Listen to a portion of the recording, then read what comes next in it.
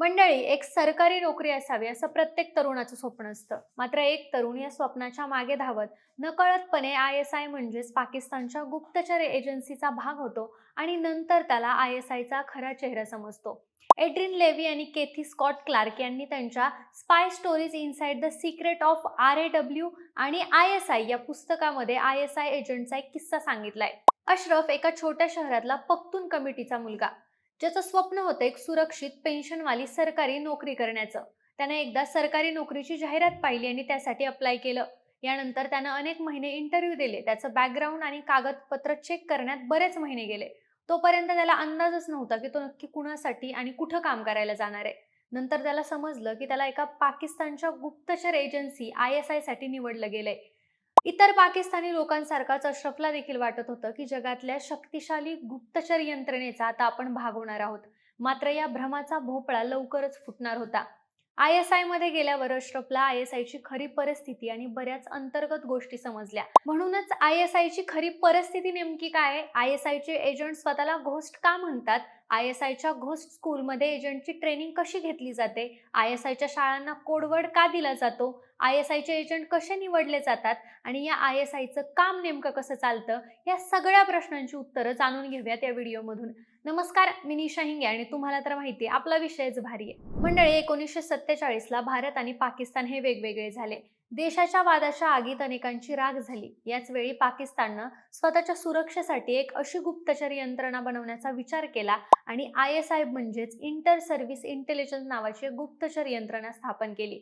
Major general water कॉथन नावाच्या एका इंग्रजानं 1948 साली ISI ची स्थापना केली. या एजन्सीचा हेतू अगदी स्पष्ट होता. आपल्या नवीन शत्रू म्हणजेच भारतावरती लक्ष ठेवायचं. सुरुवातीला ISI चं काम हे 3 सेनांमध्येच म्हणजे आर्मी, नेव्ही आणि एअरफोर्स यांच्या गुप्त माहितींमध्ये ताळमेळ बसवण्याचं होतं. मात्र 1958 मध्ये जनरल अयूब खाननं पाकिस्तानमध्ये सत्तापालट केला आणि ISI त्याची एक ढाल बनली. फक्त शत्रू राष्ट्रावरच नाही तर स्वतःच्याच देशातल्या अनेक राज्यकर्त्यांवर, पत्रकारांवर आणि अनेक सामाजिक कार्यकर्त्यांवर नजर ठेवण्याचं काम जे आहे ते ISI करू लागली. अयूब खानला जर सत्तेत टिकून राहायचंय तर त्याला ISI ची गरज होती आणि ISI ला स्वतःची ताकद वाढवण्यासाठी अयूबची गरज होती आणि यामुळेच अयूब खान आणि ISI चे संबंध अजूनच वाढत गेले आणि हेच संबंध पुढे जाऊन पाकिस्तानमधल्या सर्वसामान्य लोकांची डोकेदुखी बनले. ISI चे हेडक्वार्टर इस्लामाबाद मधल्या आपपारा भागात आहे. हातात मोठ्या बंदुका घेत अनेक गार्ड इथं पहारा देत असतात. मात्र या हेडक्वार्टर मधली आतली परिस्थिती जी आहे ती बरीच वेगळी आहे. अशरफ म्हणजेच ज्याचं कोड नेम मेजर इफ्तिकार होतं, त्यानं या ISI च्या हेडक्वार्टरच्या आतल्या बऱ्याच गोष्टी नंतर सांगितल्या. ISI स्पष्टपणे स्वतःचा उल्लेख कधीच करत नाही. त्याचबरोबर प्रत्येक जण स्वतःच्या एका वेगळ्या कोड लँग्वेजचा वापर करतो. ISI एजंट स्वतःला घोस्ट किंवा एंजल्स म्हणवतात. त्याचबरोबर एजन्सीचं नाव देखील घेतलं जात नाही. त्यावेळी ते ऑदर प्लेस असं म्हणतात. त्याचबरोबर फील्ड ऑफिसर्सला एजंट नाही तर द बॉईज म्हटलं जातं. न्यूयॉर्क टाइम्सचे पत्रकार डेक्लन वॉश यांनी पाकिस्तानवर आधारित एक पुस्तक लिहिलंय, ज्याचं नाव आहे 9 लाईफ ऑफ पाकिस्तान. यामध्ये ते लिहितात की सर्वसामान्य पाकिस्तानी लोकांसाठी ISI एक वेगळंच कोड आहे. काही लोकांना ISI त्रासदायक वाटते तर काही लोकांना अगदी गरजेची वाटते. लोक ISI बद्दल आपापसात खुसफुस तर करतात, मात्र उघडपणे त्याच्याबद्दल बोलणं लोकांना अलाउड नाहीये. ISI चा एजंट इफ्तिकार याने सांगितल्याप्रमाणे ISI एजन्सीमध्ये कोणताच साइन बोर्ड नसतो. ना तिथल्या खोल्यांना कोणत्याही प्रकारचा नंबर दिला जातो, ना कोणतं डिपार्टमेंट असतं. लोक एका हॉलमध्ये अशा पद्धतीने फिरत असतात जसं एखाद्या कंपनीमध्ये एम्प्लॉईज एकमेकांशी काहीतरी बोलतायत. त्यांच्यातल्या प्रत्येक एजंटला तिथला माणूस एकमेकांसोबत फक्त पहिल्या नावानेच बोलतो. त्यांना जे काम दिलं जाईल त्या प्रत्येक कामाची डिस्कस करण्याची जी जागा आहे ती देखील त्यांची ठरलेली असते. मग ती जागा बिल्डिंगच्या आत जरी असेल तरी एका विशिष्ट जागेवरच तो टॉपिक डिस्कस केला जातो.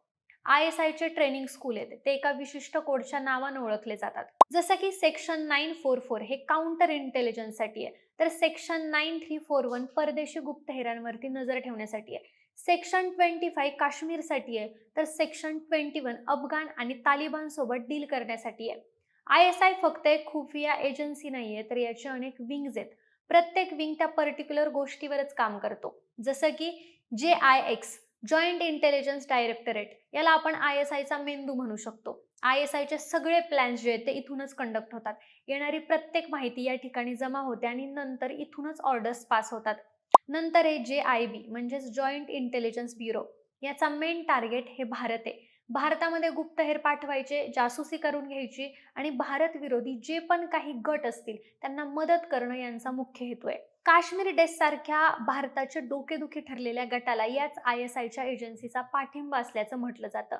JCIB म्हणजेच जॉइंट काउंटर इंटेलिजन्स ब्युरो याचं काम आहे पाकिस्तानची रक्षा करणं. पाकिस्तानच्या आतमध्ये जे दुसऱ्या देशाचे गुप्तहेर आहेत, जसं की RAW यांना शोधायचं आणि त्यांना पकडून द्यायचं. पाकिस्तानची अंदर की बात अंदरच राहून द्यायची. यानंतर आहे JIN म्हणजेच जॉइंट इंटेलिजन्स नॉर्थ. हे विंग विशेष करून काश्मीर आणि अफगाणिस्तान बॉर्डरवर जास्त ऍक्टिव्ह आहे. आतंकवाद्यांची घुसखोरी करणं, ट्रेनिंग कॅम्प चालवणं, प्रॉक्सी वॉर करणं हे सगळं काम JINच्या अंडर चालतं. यानंतर येतं JSIB joint signal intelligence bureau. आपण याला ISIचे कान म्हणू शकतो. शत्रूंचे phone calls, wireless messages, email, internet traffic या सगळ्यावरती नजर ठेवायचं काम जे आहे ते JSIB करतं. यांच्याकडे अशी टेक्नॉलॉजी आहे जी हजारो मील दूरवरून आलेल्या कन्व्हर्सेशनला इंटरसेप्ट करू शकतात. त्यानंतर येतं JIM जॉइंट इंटेलिजन्स मिसलेनियस. याच्या थ्रू जगातल्या बाकीच्या भागांवर नजर ठेवली जाते. सगळ्यात महत्त्वाचा भाग आहे तो म्हणजे ISIचा एक पॉलिटिकल विंग देखील आहे. या विंगमुळे पाकिस्तानमधले राज्यकर्ते देखील हैराण झालेत. राजकीय गोष्टींमध्ये हस्तक्षेप करणं, एखाद्या पॉलिटिकल पार्टीला पाठबळ देणं अशी कामं या पॉलिटिकल विंग मार्फत केली जातात. या विंग व्यतिरिक्त ISIचे हजारो एजंट पूर्ण जगभरात पसरलेत.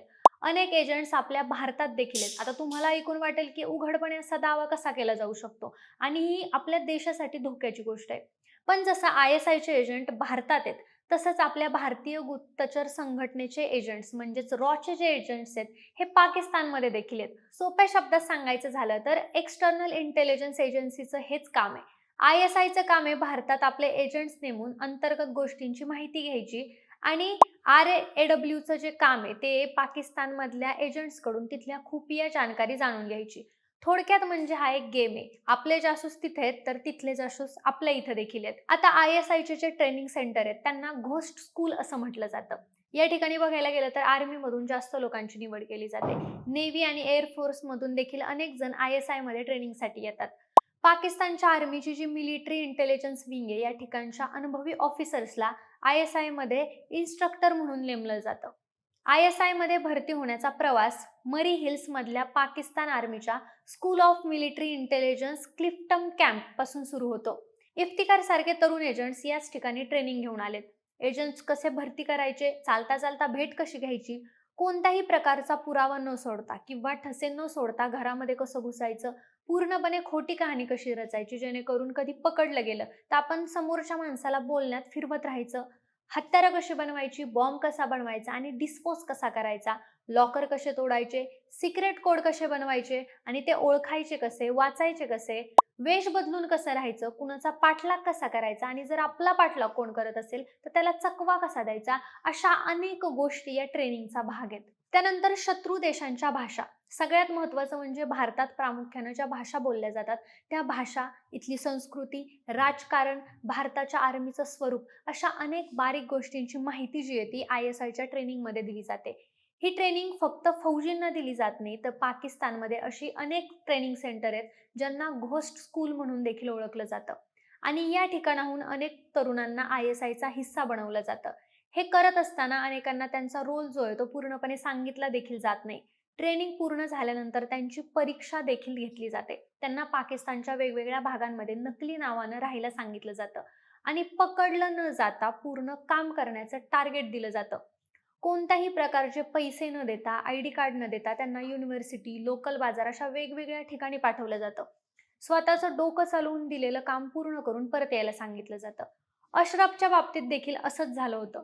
ट्रेनिंग पूर्ण झाल्यानंतर त्याच्या इन्स्ट्रक्टरनं अशरफला त्याच्या मित्रांसोबत एका अनोळखी ठिकाणी पैसे आणि ID कार्ड न देता पाठवलं होतं.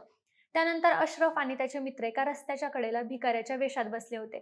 त्यावेळी त्यांना पाकिस्तानच्या खऱ्या पोलिसांनी पकडलं आणि त्यांना स्वतःची ओळख सांगण्याचं स्वातंत्र्य नसल्यामुळे तुरुंगात जावं लागलं. तिथं जाऊन त्यांना मार देखील खावा लागला. त्यानंतर एका ISI इन्स्ट्रक्टरनं गुप्त पद्धतीनं त्यांना तिथून सोडवून आणलं. तर मंडळी, अशा प्रकारे ISI एजंट तयार केले जातात. गुप्तचर एजन्सी तर प्रत्येक देशात असतात आणि या देशाच्या शत्रूंशी लढण्यासाठी असतात. पण ISIचा अनेकदा त्यांच्या स्वतःच्याच देशाला त्रास झालेला देखील पाहायला मिळतं. ISI पाकिस्तानच्या बाहेर जितके ऍक्टिव्ह आहे त्यापेक्षा जास्त ऍक्टिव्ह पाकिस्तानच्या आतमध्ये देखील आहे. ISIचा त्रास पाकिस्तानच्या लोकांना देखील सहन करावा लागतो. अशरफ जेव्हा ISIचा एजंट होता तेव्हा त्यानं अनेक गोष्टी स्वतःच्या डोळ्यानं पाहिल्या आहेत.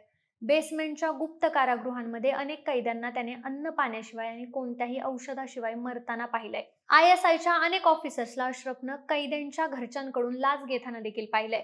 ISI कडून अनेकदा पाकिस्तानमधल्या सामान्य लोकांना देखील टार्गेट केलं जातं. कारण हुकुमशाही असलेल्या देशांमध्ये सर्वसामान्य जनतेला उघडपणे बोलण्याची जास्त परवानगी नसते आणि पाकिस्तानमध्ये हीच परिस्थिती आहे. ISIची खरी ताकद जी आहे ही सत्ता कंट्रोलमधून येते. पाकिस्तानमधील सर्वसामान्य जनता टीका तर करू शकते, पण राज्यकर्त्यांवरती. ISI बद्दल बोलणं किंवा ISIच्या विरोधात जाणं हे त्यांना महागात पडतं. ISI आणि आर्मीसाठी पाकिस्तानमध्ये एक पर्टिक्युलर शब्द वापरला जातो, तो म्हणजे इस्टॅब्लिशमेंट. इस्टॅब्लिशमेंट हीच पाकिस्तानमधली खरी ताकद समजली जाते. प्रधानमंत्री कोण बनणार, कोणत्या पॉलिटिकल पार्टीवर दबाव टाकायचा आहे, कुणाला निवडून आणायचंय, अशा अनेक राजकीय गोष्टींमध्ये ISIचा रोल असतो.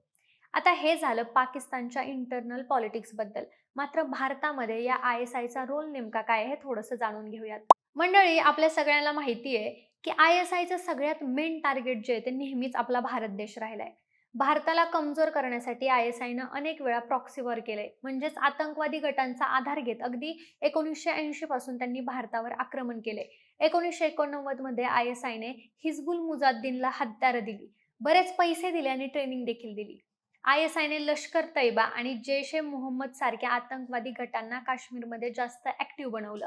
हाफिज सय्यद जो लष्कर ए तैयबाचा कॅप्टन होता, तर मसूद अझर हा जैश ए मोहम्मदचा चीफ होता. हे दोघं ISIचे खास मोहरे झाले. कंधार विमान किडनॅपिंग, भारताच्या संसदेवरती हल्ला, मुंबईमध्ये 26/11चा हल्ला, पठाणकोटमधल्या एअरबेसवरचा हल्ला, पुलवामा अटॅक अशा अनेक हल्ल्यांमध्ये ISI समर्थन असणाऱ्या या 2 आतंकवादी गटांचा हात होता. बऱ्याच वेळेला ISI कडून जासूसी करण्यासाठी भारतामध्ये हनी ट्रॅपचा देखील वापर केला जातो. 5 वर्षांपूर्वी एक IEF ग्रुप कॅप्टन फेसबुकवरती हनी ट्रॅपचे शिकार झाले होते. फेक प्रोफाईलवरून एका महिमा पटेल नावाच्या महिलेनं त्यांना विचारलं होतं की मी कसा विश्वास ठेवू की तुम्ही खरंच ग्रुपचे कॅप्टन आहात. यावेळी त्यांनी सदस्य ओळख सिद्ध करण्यासाठी एक गोपनीय माहिती त्या महिलेला सांगितली होती. मागच्या काही वर्षांमध्ये ATSने जवळपास 125 अशा मुलींची ओळख पटवली आहे ज्या ISI ऑपरेटिव्ह होत्या. या मुलींच्या फेसबुकच्या फ्रेंड लिस्टमध्ये किमान एक तरी आर्मी ऑफिसर होता. एकूणच काय तर मंडळी, IS ही भारतासाठी नेहमीच एक डोकेदुखी होती आणि आहे. तर या व्हिडिओमधून तुम्हाला ISIचे एजंट कसे निवडले जातात, त्यांना कोणत्या प्रकारचं ट्रेनिंग दिलं जातं आणि हे एजंट पुढे जाऊन काय काम करतात हे समजलं असेलच. दिलेली माहिती कशी वाटली हे कमेंट बॉक्समध्ये नक्की सांगा आणि सोबतच आपल्या विशेष भारी या चॅनलला सबस्क्राईब करायला विसरू नका. धन्यवाद.